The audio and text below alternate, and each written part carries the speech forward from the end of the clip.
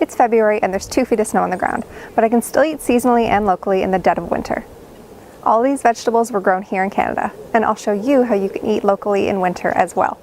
Hey, I'm Nadia at Embracing Harvest, where I provide tips on growing your own food and eating healthy seasonal dishes, so hit that subscribe button if you'd like to come along. There are lots of different ways that you can eat seasonally. You can freeze, you can dehydrate, you can can, you can ferment, you can do all sorts of different things, but I'm talking specifically about fresh food. So in this video, I'm going to give you 15 different vegetables that you can eat fresh in the winter in Canada or wherever you live that's cold, that has snow on the ground.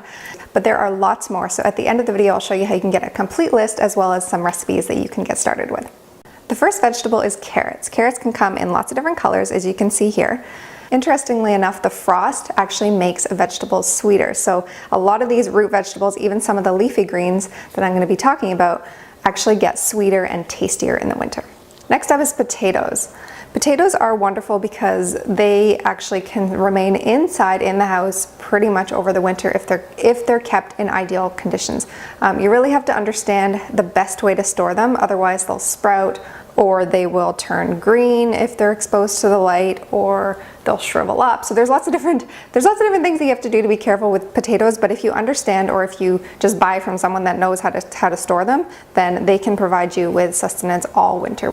Next is beets, and I have both a red and a golden beet here. These are also grown underground, but they're not quite as hardy as carrots, so sometimes, depending on how north you are, you might have to actually keep these indoors either in a cold cellar. A fridge can keep them fresh, maybe not the whole winter. They'll probably start to sprout or go bad before the end of the winter, but cold cellars are a really common way that growers or homesteaders or anyone that's really interested in growing their own food to be more self-sustainable will keep them fresh all winter.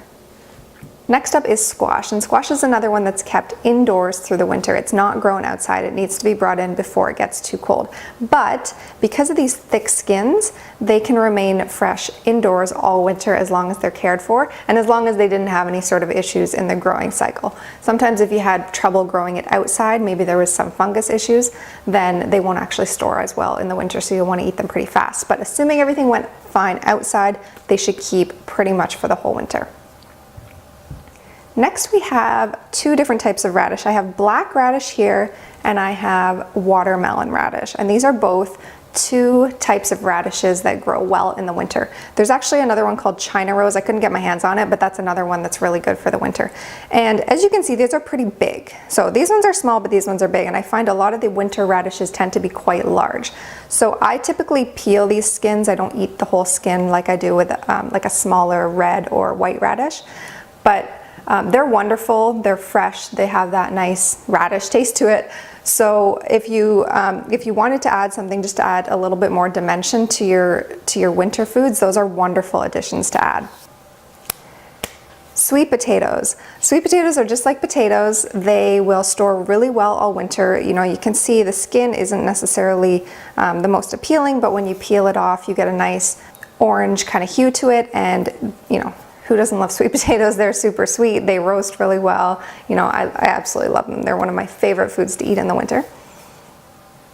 Next is cabbage. Depending on where you live, you might be able to keep this outdoors for some of the winter, but a lot of colder climates, certainly in Canada, we take it inside. But they are a wonderful staple because they have these thick leaves. A lot of the leafy greens that store well in the winter will have thick leaves like this so that they can sort of withstand that little bit of frost. Can't take a ton of frost, like you can't just leave everything exposed in the middle of winter. A lot of it will die. Some of it might be okay at the beginning, but eventually it'll all die off. So you have to provide some sort of protection or take it inside.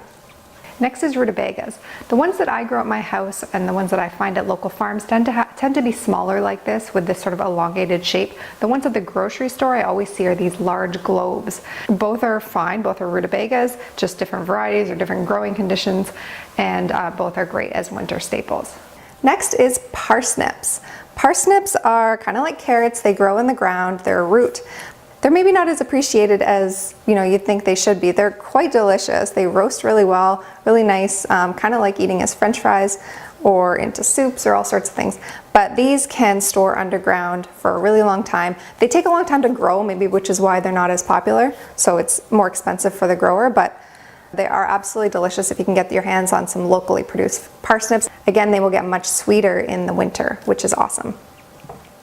Then we move on to onions. So garlic, onions, that whole family, these store really well in the winter. Now, the key thing though with onions, if you're going to be growing your own, is to understand which varieties store well. And it's actually the case for all of these. Not all vegetables store, just because one onion, like this is an onion that I know stores really well. A white onion, on the other hand, those sweeter white onions, those Vidalias, things like that, those don't store as well. So you have to understand the variety that you're growing if you decide to grow your own and you want to keep it over the winter. If you're buying from a local farm, obviously they would have done all that work for you.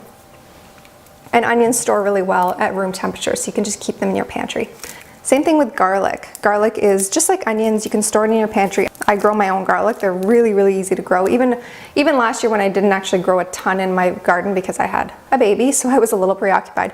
But I definitely grew garlic because it's pretty much maintenance free. You just have to weed it a couple times and leave it, and you pull it out and you have garlic all year. So garlic is definitely a winter staple for sure.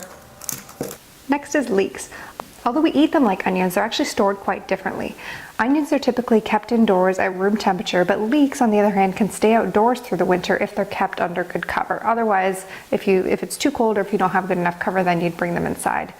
Next is celery root, and celery root is pretty intimidating, I feel like, looking vegetable, something I didn't touch for many years when I started to learn how to cook my own food. But it's really not that intimidating once you get used to it. I mean, think about, like, it looks, it's all gnarly and you don't really know what to do with it. But I mean, you think about other vegetables that look kind of crazy is, a pineapple. But take off that thick, prickly skin and you have yourself a delicious, sweet, juicy fruit. This is sort of the same thing. You peel off this thick, kind of crazy looking skin and you're left with a creamy white interior. And there are lots of great dishes that you can make. I'll link up to one above. Next is kale, and kale is definitely a wonderful staple winter green. Kale is another one that gets much sweeter when exposed to frost, so I love eating kale in the colder temperatures. And there are lots of different varieties, as you can see. I have dinosaur kale, purple kale, and green kale here, and these all are available through the winter, and they're wonderful in salads. They're wonderful to add cooked to different dishes. Certainly give these a try. And lastly are Jerusalem artichokes, maybe one of the less common vegetables that I'm showing you here today, but these are definitely a perfect winter staple. They store unbelievably well under the ground and they can be harvested all winter. Maybe one of the most hardy vegetables as far as the root vegetables without needing a ton of care. They can be eaten kind of like potatoes. You just peel the skin and you can roast them. There's all sorts of different recipes out there with Jerusalem artichokes, but these are definitely a wonderful vegetable to have in your winter garden. And if you are deciding to grow them yourself, though, just understand that they're quite invasive, so you'll have to keep them in check, or of course, you can just buy them from the store.